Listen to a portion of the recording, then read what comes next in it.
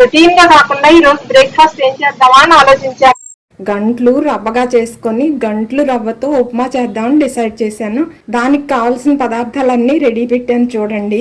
గంట్లని mixie పెట్టేసి రవ్వ తయారు చేసుకున్నాను. గంట్లన్నా సజ్జలన్నా పర్ల్ మిల్లెట్ అన్నా ఒకటేనండి.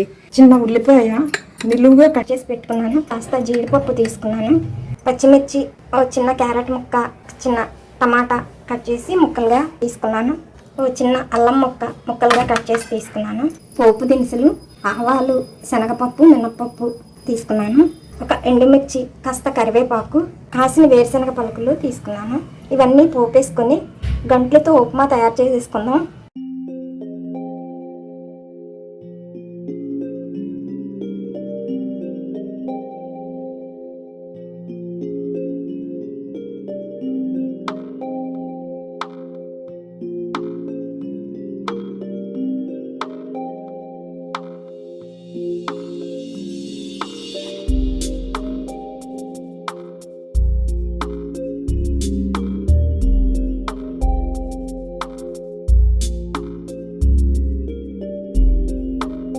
సరిపోయింది.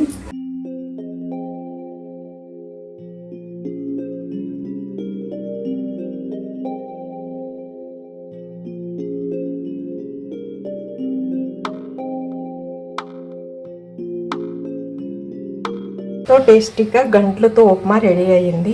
Thank you for watching. ఈ వీడియో నచ్చితే please like, share and subscribe.